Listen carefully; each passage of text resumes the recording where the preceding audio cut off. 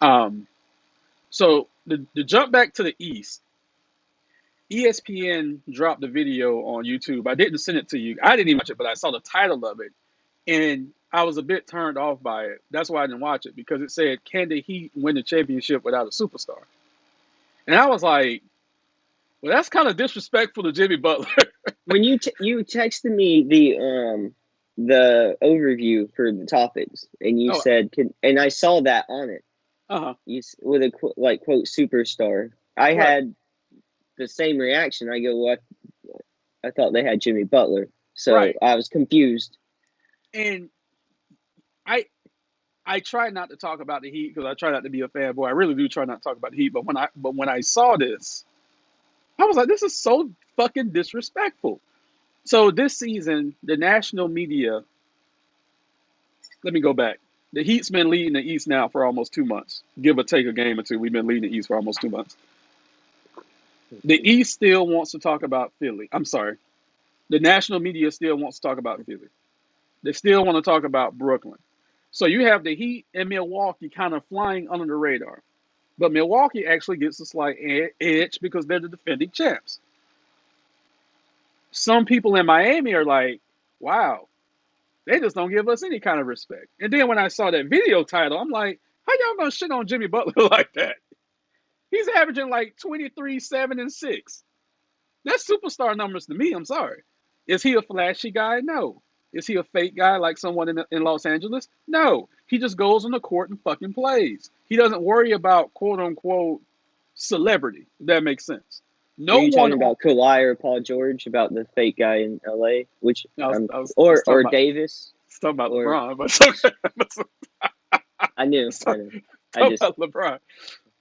The Miami Heat, we don't have guys like that. Last year, when we had a guy like that, guess what happened? His little ass got sat down, and look what's happening to him now. He's going to be six man of the year this year. So we don't. We're not a flashy team. What this team reminds me of is the Detroit Piston team. Rip Hamilton, Ben Wallace, Rasheed Wallace, Chauncey Billups. This Miami Heat team reminds me of that team that took down a super team in 5 games. We could very well see it again.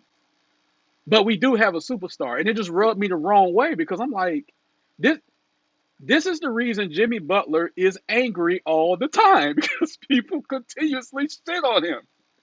So, do you think? My question for you is: do you think Jimmy Butler is a superstar?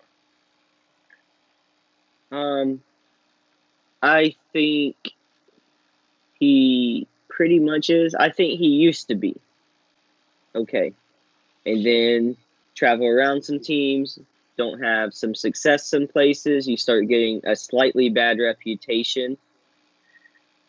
The Heat is like the perfect team for Jimmy Butler, but on top of it, I've told you this before, it's getting to the point where the Heat are having the Spurs effect, okay, where you're not getting talked about because you kind of have a high level of success, uh, I guess, fairly often.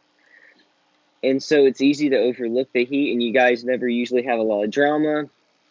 And right now, you don't have one of the highest profile players. Milwaukee has Giannis. Brooklyn has Durant. Some of these guys are just more high profile. Jimmy Butler's never really been like that. But that comboed with him being on the Heat, it's like throwing him on the Spurs. Well, no one's going to even notice those guys until you're in the conference finals or whatever. Look, 2 years ago or a few years, yeah, 2 years ago in the bubble, people were like, "Where did this Heat team come from?" We're like, the Heat team's been good all season. Yeah. It's just one of those things now. I think for the all the success you guys have, you go under the radar, and the fact that Jimmy's there and Bam's there. You could argue that Bam's the superstar now on that team because of age and I guess trajectory and stuff. But either way, I still think you could say you have a superstar on that team with Butler. But maybe 5 years ago he gets that clout from age, and just whatever else he's doing. But now, not as flashy, not as young. He's been removed from his peak seasons. In our eyes, he's still a quote unquote superstar, but you know, we're we're looking at it with a perspective that a lot of fans don't. So I disagree with that. I think he's a superstar, but he's a little quiet. The team's a little quiet. It all adds up to where the media, who are looking for sexy, exciting stories all season, with Philly, you got the drama with Ben Simmons. In Brooklyn, you have the drama there with Kyrie Irving and the rest of the team. It's Miami isn't exciting enough until it's playoff time. Um, it the way he's looked at kind of reminds me of like late stage Paul Pierce. It's like he used to be a superstar and he's still making shots and he's still pretty much the go-to guy on that team in a He is. championship caliber team, but his style of play and his demeanor, people aren't shouting superstar anymore. Right. Even though for those teams and for those fans and the people paying attention, he's still pretty much the superstar for that team. So I think of it kind of like that, but the Heat just isn't the team to be getting huge attention from unless you're doing like if LeBron was there, it'd be different, or if Yeah. Durant was there, it'd be different. Giannis was there, it'd be different. But he just doesn't. There's very few players that carry around with them the pure clout that the media is going to pay attention to all the time. So I think it's a combo thing there. We're gonna wrap up this segment. I'm gonna ask you one more thing. Um, I'm gonna give a warning to all our listeners, watchers. I'm gonna give a warning to the league. I've only heard one player say this season, championship or bust. I've only heard it one time. It wasn't from Brooklyn. It wasn't from Philly. Wasn't even from the False King. The only player I've heard say that was PJ Tucker in Miami, who ironically won the championship with Milwaukee last season. He said their mindset is championship or bust. We ain't worried about next year. Mm-hmm. There's gonna be hell to pay to knock this team out in 7 games. It's gonna be absolute hell to pay. Um, outside of PJ because he wasn't there. They're still mad about the bubble. They're mad about that. Bam has been playing phenomenal since he came back from his Yeah, injury. Every critique I had of Bam last year is absolutely gone this year. When Kyle Lowry's in the lineup, he's running that fucking offense, man. The other night he had 0 points, but he had 10 assists. I was good. yeah, I know. I have him I in was good. fantasy in both leagues, and I was like, okay, I okay, was just good. don't take too many shots, man. Hurt my Yeah, field goal percentage. I was good. So his shots kind of off.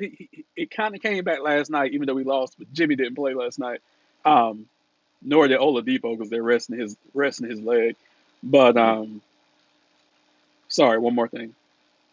The games I've seen Oladipo play in, the biggest impact he's had is that with him on the court, we can give Jimmy even more rest. That's the biggest impact there, especially in the playoffs. So just keep your eye on that. So Jimmy doesn't have to play all those heavy minutes that he had been playing because he's actually dealing with a toe injury right now. Um, He's a great utility guy to have. He can score. He can run your offense. He can mhm. defend. He can get your team going. Like I can't say I can't say enough good things about Oladipo. So um, but yeah, this is going to be a tough out. I'm not saying that he can't be beat. That's not what I'm saying. What I'm anyone saying can get is deep. right. What I'm saying is that they're going to be an extremely tough out.